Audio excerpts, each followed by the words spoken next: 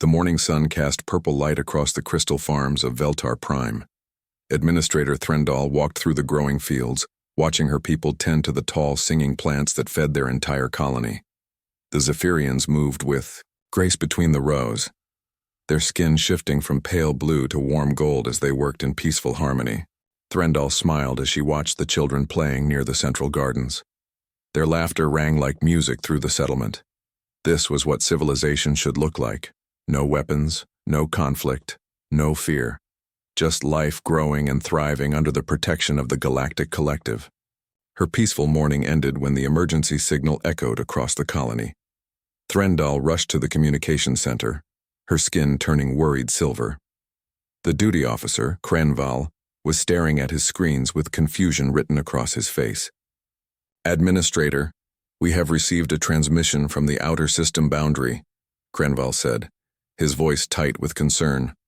"A vessel has entered our space." "What kind of vessel?" Threndal asked. Ships visited their colony regularly. Trade vessels, research teams, diplomatic missions. Nothing to cause alarm. "That is the problem," Krenval replied, pulling up the sensor data. "The ship is made of metal.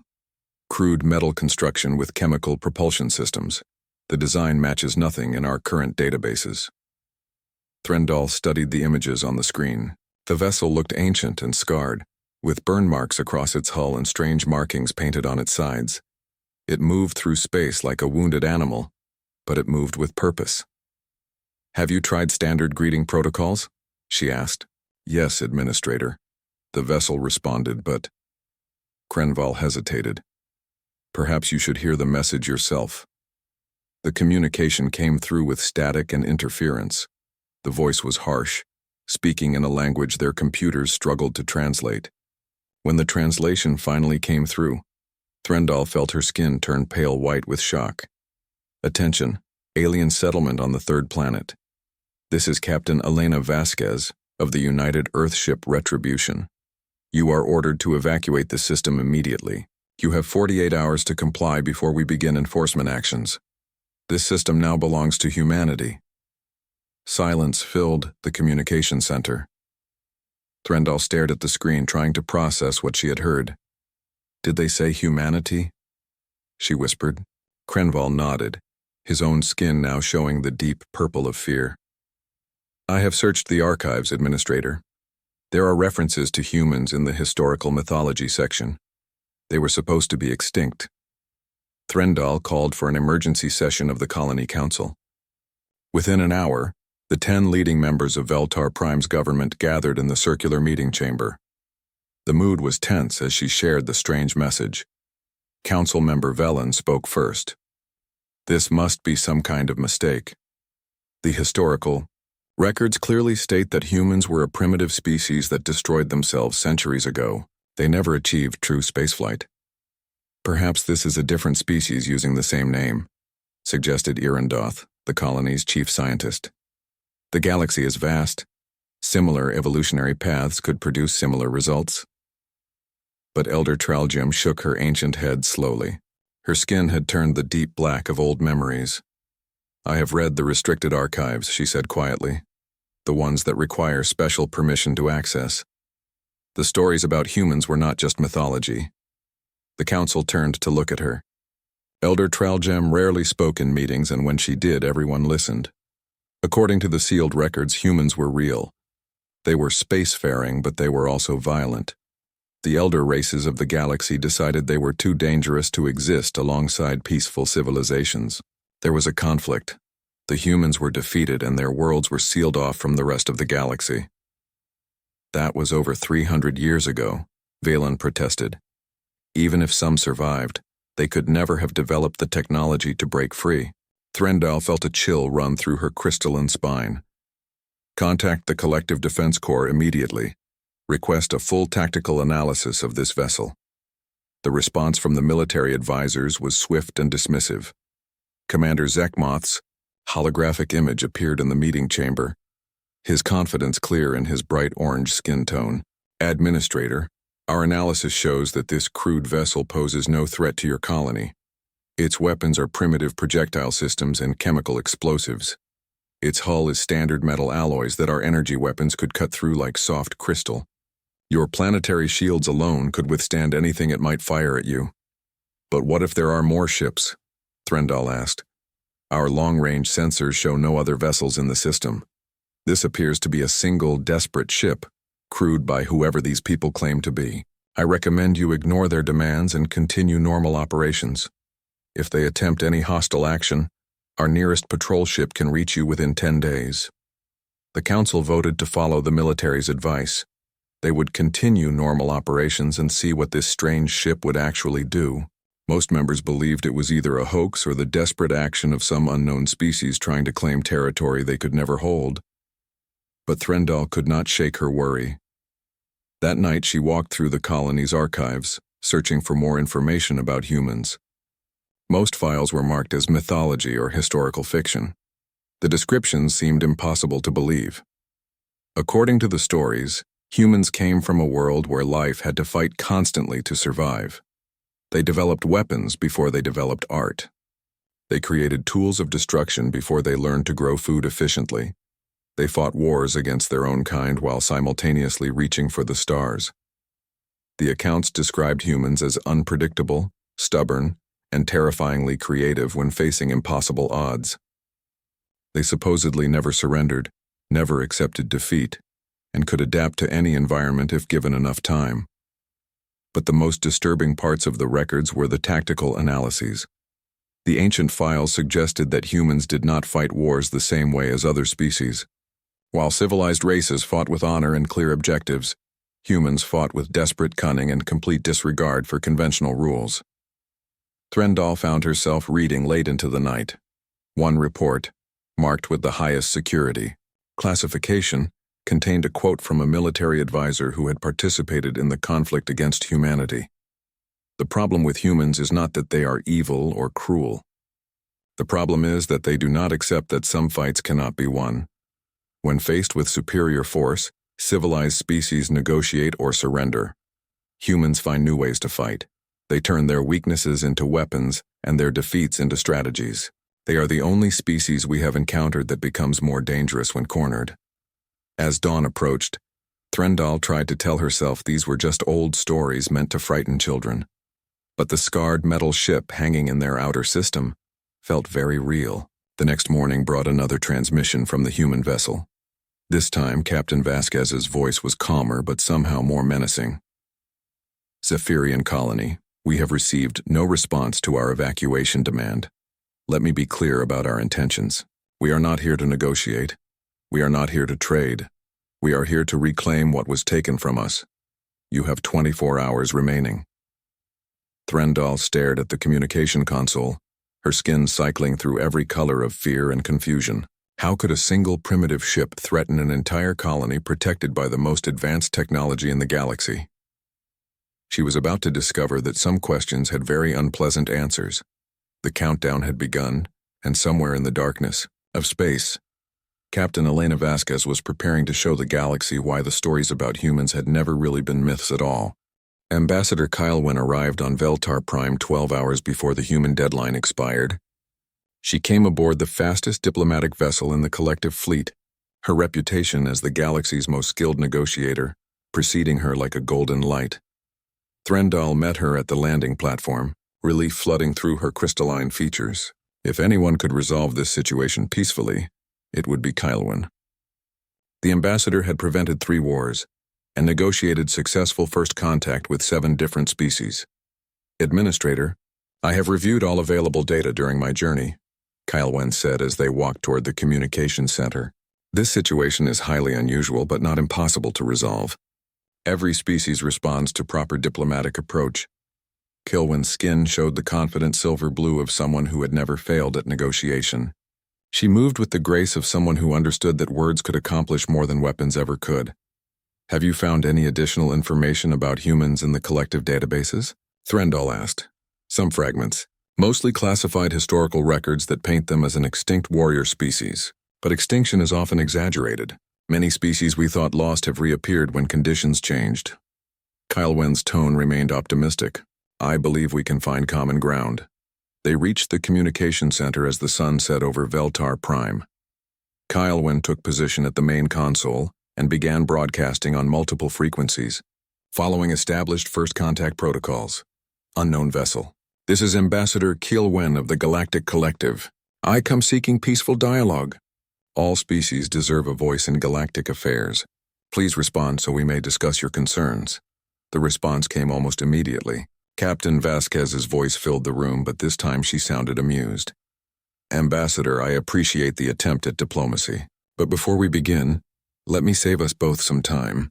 We know who you are, we know what you represent, and we know exactly what you are going to offer.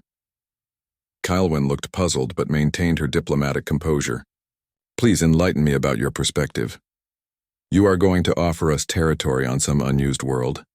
You will propose cultural exchange programs. You will suggest trade agreements that benefit everyone.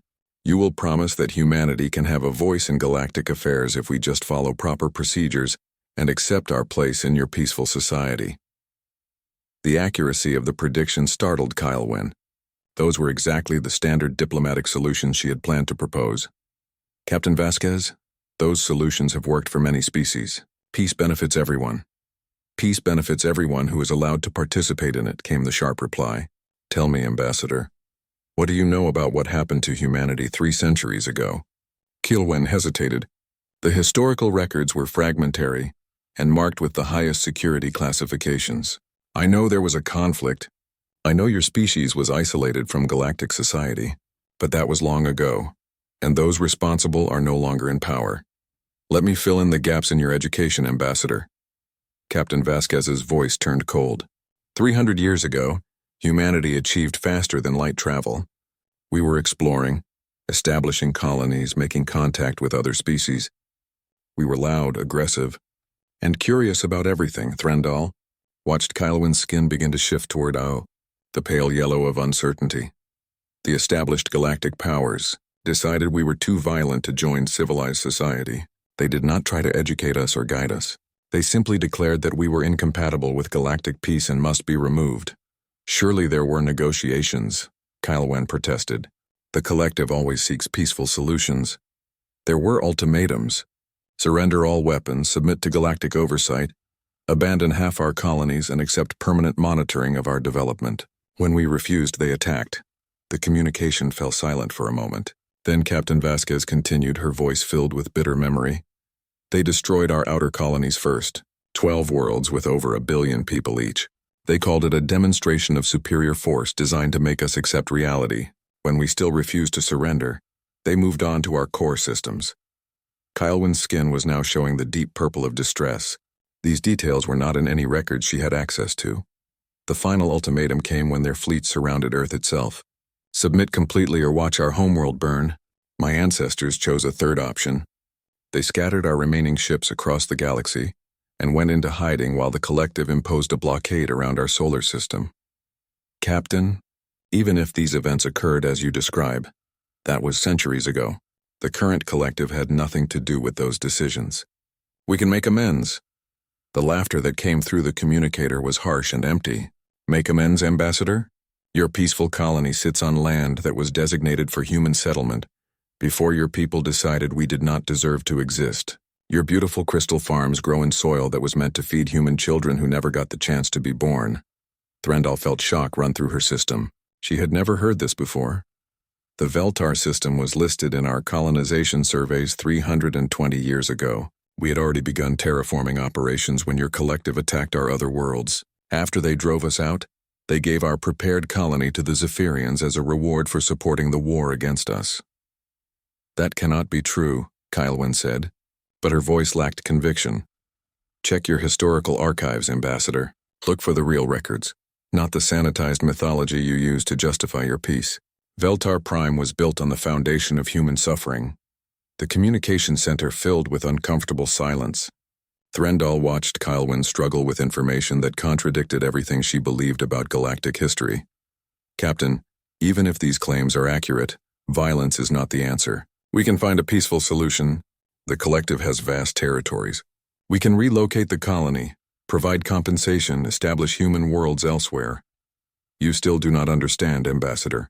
This is not about territory. This is about justice. For 3 centuries, humanity has been trapped in our home system, cut off from the galaxy, told we were too violent to exist alongside peaceful species. Meanwhile, those same peaceful species built their paradise using the worlds they stole from us. What is it you want? Kilwin asked. We want the galaxy to acknowledge what was done to us. We want the historical records corrected. We want the collective to admit that their peace was built on genocide. And we want the galaxy to understand that humanity is no longer asking for permission to exist. And if we agree to these demands, then we can discuss what comes next. But first, the lies must end. Threndal watched Keelwyn consider this carefully. The ambassador was clearly struggling with concepts that had no place in standard diplomatic protocols. Captain, I need time to verify your claims and consult with collective leadership. Will you grant a temporary ceasefire while negotiations proceed? Ambassador, I respect your reputation as a negotiator, but you are still thinking like someone who has choices. Let me be clear about our situation. This conversation is not a negotiation. This is a warning. I do not understand. While you have been talking to me, our sensors have been scanning your colony's defenses, mapping your infrastructure, and analyzing your technology.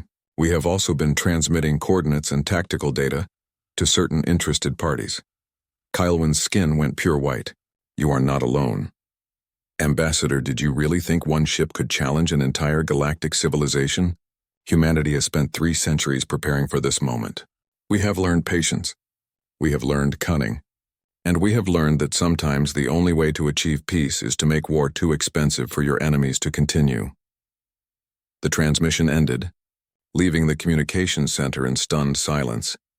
Threndal looked at Kaelwyn's shocked expression and realized that diplomacy might not be enough to save them. Somewhere in the darkness between the stars, humanity was coming home, and they were not coming to negotiate. The deadline was 6 hours away, and everything the galaxy thought it knew about extinct species was about to change forever. The attack began at exactly 48 hours after the first human transmission. Threndal was in the emergency command center when the alarm started screaming across Veltar Prime. Incoming projectiles detected. Krenvel shouted from his sensor station. Multiple kinetic impacts heading for the northern district. Commander Zekmoth appeared via holographic link from the nearest collective military base. His confidence from 2 days ago completely gone. Administrator, our long-range sensors show the human ship moving at impossible speeds. It appears to be using some kind of gravity sling technique with the outer moons. The first impacts shook the ground beneath their feet, but instead of hitting the colony's shields or defensive positions, the human weapon struck the water treatment facility on the edge of town. Why are they attacking our water systems? Threndal demanded. Commander Zekmoth studied his tactical displays with growing confusion. This makes no sense. A direct assault on our shields would be more effective. They are wasting their limited ammunition on civilian infrastructure. The second wave of attacks hit the food distribution centers, precise kinetic strikes that damaged the automated systems without causing casualties, but left thousands of colonists without access to their daily nutrition supplies. They are not trying to kill us, Elder Traljum observed, her ancient voice cutting through the chaos. They are trying to make our lives impossible. Threndal watched the tactical display as the human ship performed another impossible maneuver, using debris from its own damaged hull to confuse collective sensors before striking the colony's atmospheric processors. Commander, deploy bioships to protect our critical facilities, she ordered. Already in motion, Administrator. Our defensive fleet is moving to cover all vital installations. That was when the human ship changed tactics again. Instead of attacking infrastructure, it began broadcasting on all communication frequencies throughout the system. Captain Vasquez's voice echoed from every speaker in the colony. Citizens of Veltar Prime, this is your 5-minute warning. We are about to strike the educational facility in Sector 7. All children and teachers should evacuate immediately. Panic spread through the colony as parents rushed to collect their children from the threatened area. The bioships guarding the water treatment plant suddenly found themselves pulled away to protect schools and hospitals. It is a trap, Commander Zekmoth realized. They announced their targets to force us to spread our defenses thin. The pattern continued for 6 hours. The human ship would announce a target, forcing the collective defenders to respond, then strike a completely different location while their forces were out of position. Each attack caused minimal casualties but maximum disruption to daily life. This is not warfare as we understand it, Zekmoth admitted to Threndal during a brief pause in the attacks. Our tactical computers cannot predict their next move because their strategy makes no logical sense. But Elder Traljum was studying the pattern of attacks with growing understanding. Commander, they are not fighting to destroy us. They are fighting to prove a point. What point? That warfare is not about superior technology or firepower. It is about understanding your enemy better than they understand you. The human ship's next maneuver confirmed her analysis.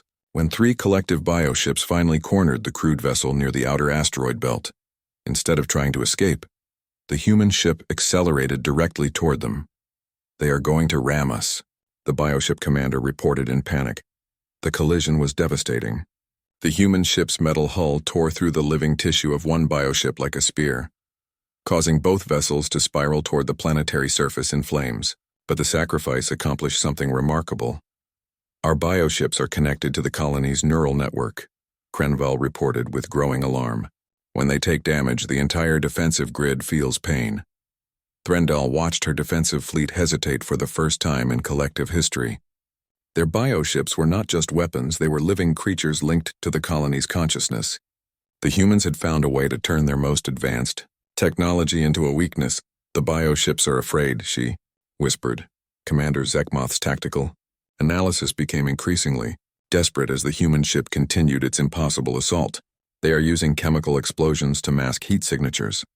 They are deliberately damaging their own systems to create debris fields. They are broadcasting false transponder codes to confuse our targeting systems. Every technique they use is primitive, but effective, Elder Traljum observed. They are fighting with tools we abandoned centuries ago because we thought them crude and ineffective. The most disturbing aspect of the human assault was the constant communication. Captain Vasquez never stopped talking, announcing each target before attacking, explaining the reasoning behind each strike, and calmly describing what would happen next. Zephyrian colony, this is what human warfare looks like. We do not fight for glory or honor. We fight to win. Your bioships are beautiful and powerful, but they depend on living tissue that can feel pain.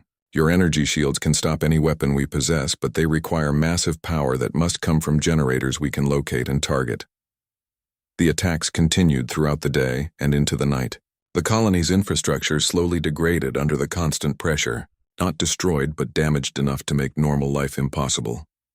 Your people are beginning to panic. Captain Vasquez's voice echoed through the communication center. You have 2 choices. Continue this fight and watch your peaceful society tear itself apart under stress, or begin evacuation procedures as originally requested. Threndal looked around the command center at her exhausted staff. Kielwen sat in the corner, all her diplomatic training useless against an enemy that refused to negotiate. Commander Zekmoth stared at tactical displays that showed no effective way to stop a single small ship from terrorizing an entire colony. How many reinforcements can you send us? Threndal asked the commander. 2 additional defense squadrons can reach you within 8 days. But, Administrator, if they use the same tactics against our reinforcements... He did not need to finish the sentence. Everyone in the room understood that sending more bioships would only give the humans more targets to ram, more living vessels to traumatize, more opportunities to demonstrate that advanced technology meant nothing when facing an enemy that fought without rules.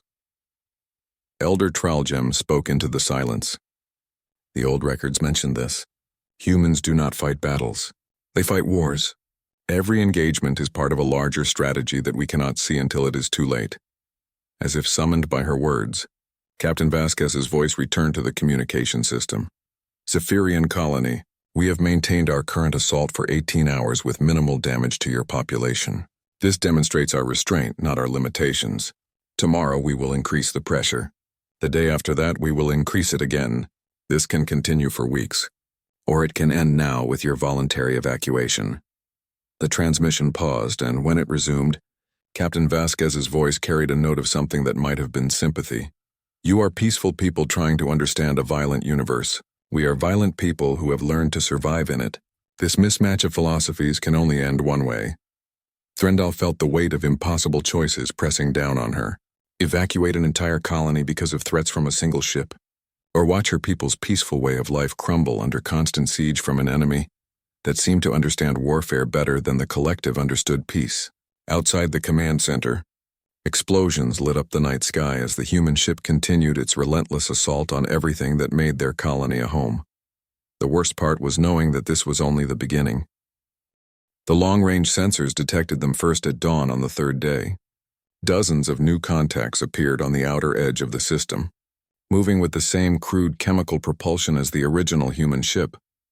Threndal stood in the command center, watching the display with growing dread as more and more signals resolved into distinct vessels. Each one was different in design, as if built by separate groups with different resources, but they all shared the scarred, battle-worn appearance of ships that had seen real combat.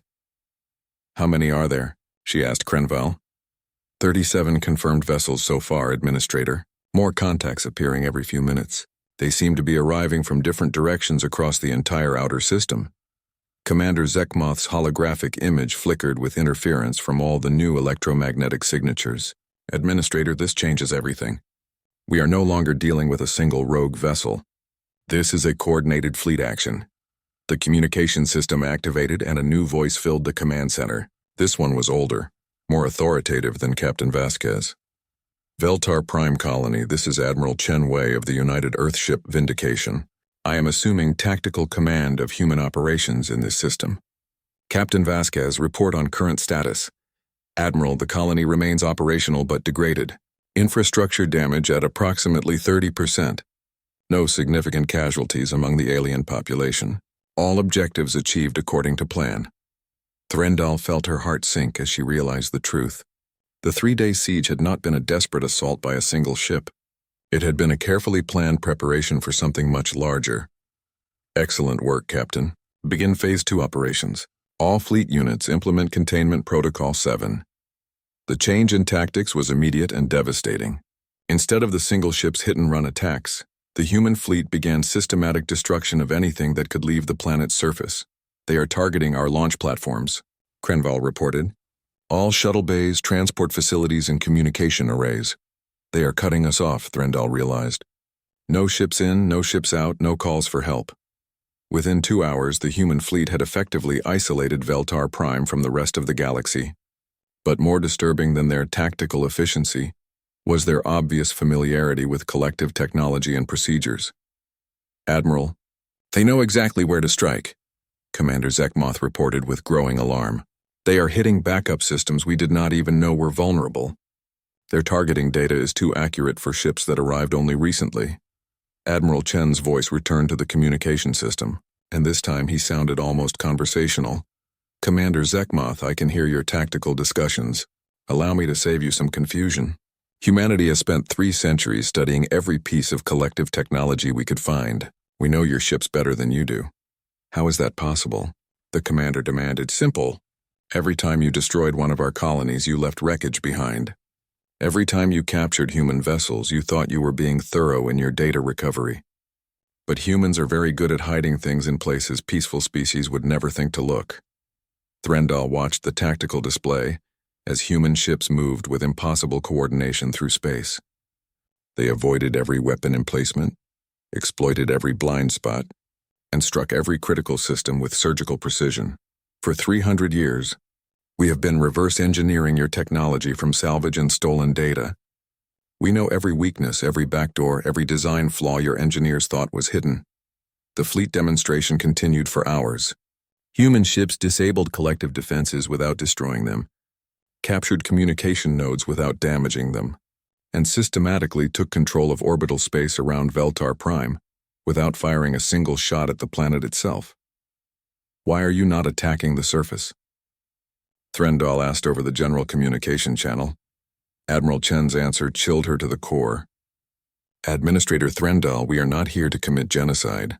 We are here to prove a point. Your people believe that peace is the natural state of the universe, and that violence is an aberration committed by primitive species. We are here to demonstrate that peace only exists when someone with the capacity for violence chooses to restrain themselves.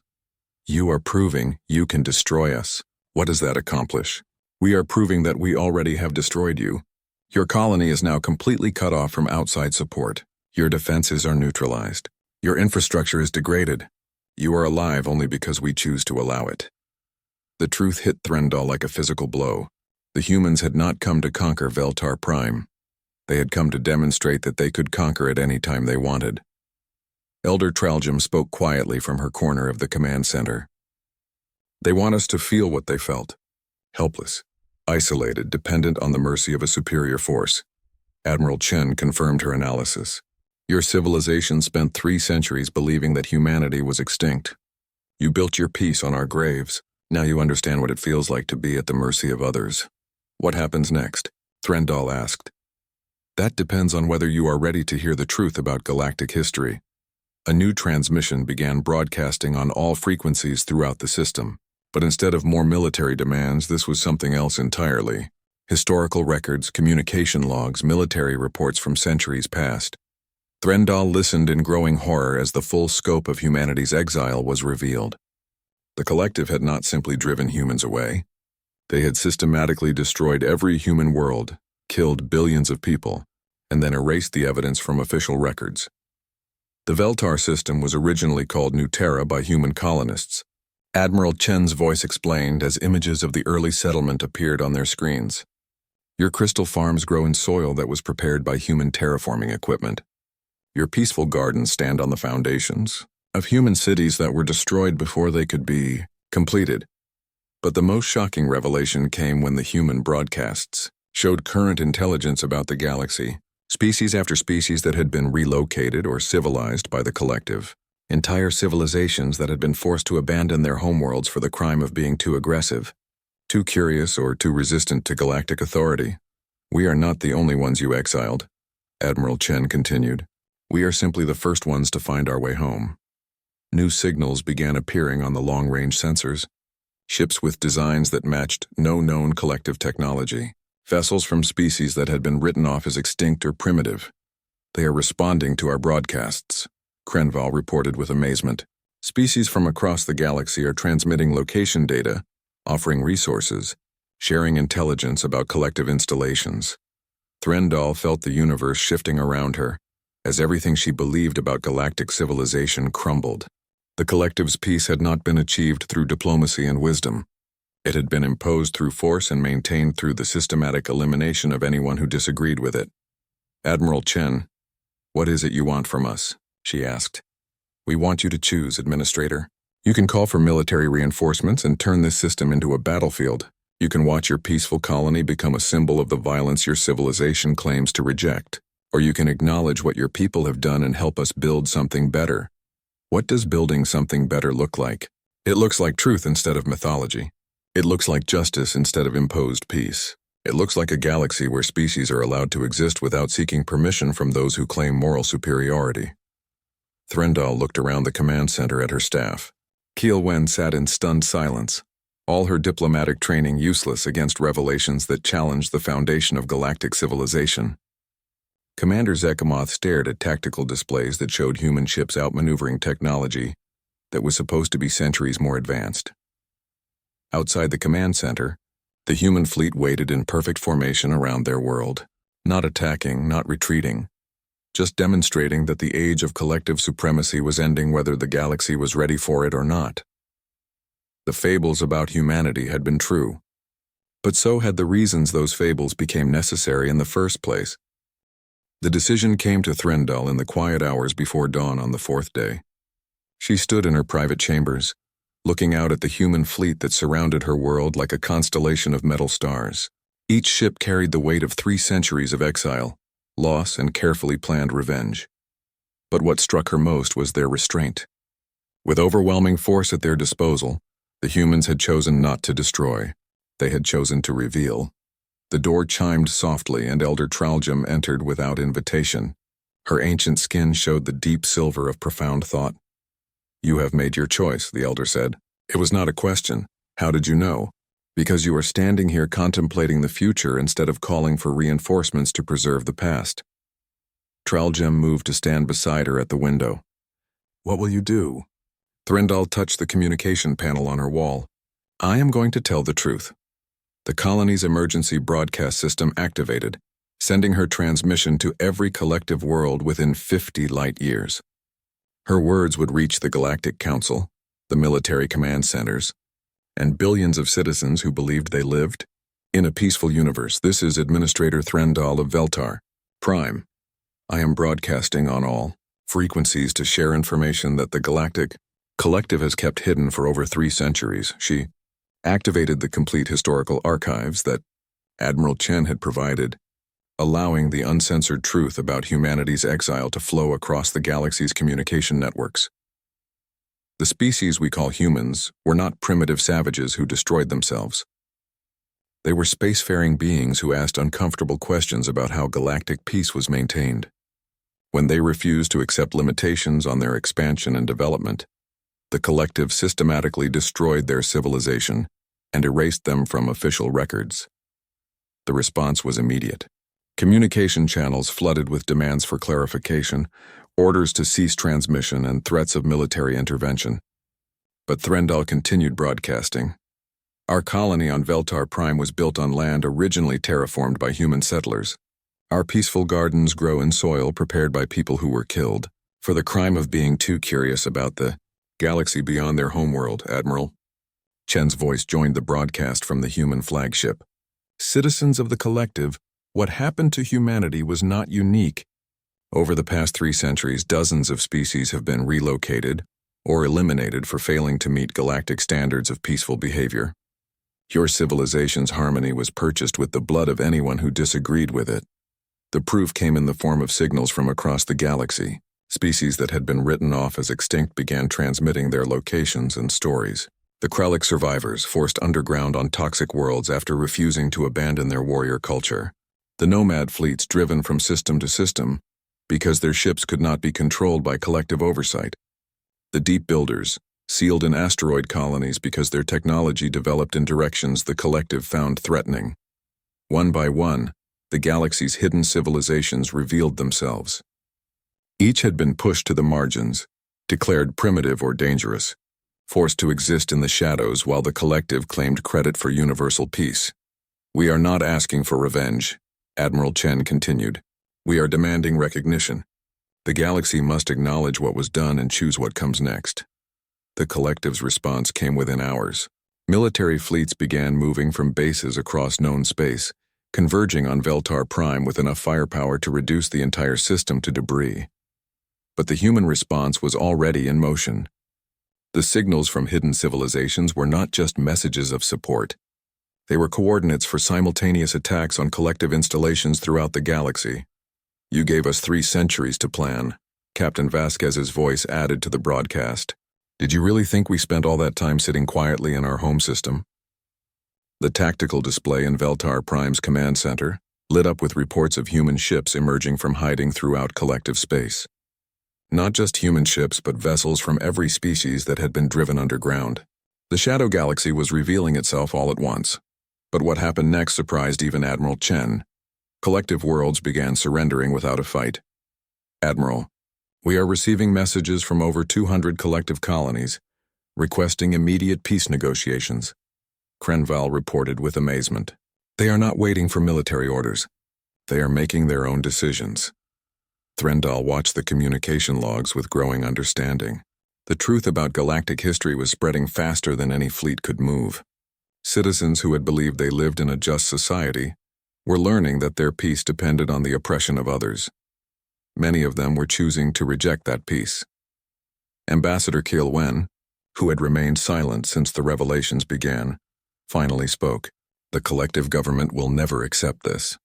They will fight to preserve their version of galactic order. Then they will fight alone, Admiral Chen replied. We are not conquering your civilization, Ambassador. We are giving it a choice. Support the old system of imposed peace or help build something new, based on honest coexistence. The choice became clear as reports continued flowing in from across the galaxy. Young collective officers were refusing orders to attack human positions. Colonial governments were declaring independence from central authority. Even some collective military commanders were opening negotiations with human fleet elements. Revolution is spreading faster than we can track it, Commander Zekmoth reported. Half the collective military has already stood down. The other half is scattered across hundreds of systems trying to maintain control. Elder Traljum turned from the window with a slight smile. This is what happens when you build a civilization on lies. Eventually, someone tells the truth and the whole structure collapses. 3 months later, Threndal stood in the same command center. But everything had changed. The human fleet still orbited Veltar Prime. But now they shared space with vessels from dozens of species working together on something unprecedented. A truly voluntary galactic community. Captain Vasquez entered the command center, no longer wearing the battle-scarred uniform of an exile fleet, but the simple clothes of someone who had finally come home. Administrator, the last of the old collective holdout systems has agreed to join the new galactic assembly. It appears your revolution has succeeded. It was not my revolution, Captain. It was yours. No, Vasquez replied, looking out at the mixed fleet orbiting their world. It was everyone's revolution. We just started it. The new assembly was chaotic, contentious, and frequently disagreed on fundamental principles. Unlike the old collective, it had no unified philosophy, no single vision of how the galaxy should develop. Species were free to pursue their own paths as long as they did not interfere with others doing the same. It was messy, complicated, and sometimes led to conflicts that had to be resolved through negotiation or, occasionally, limited warfare between consenting parties. It was also honest. The children asked me about the old stories, Threndal said, watching young Zephyrians and humans playing together in the colony's gardens.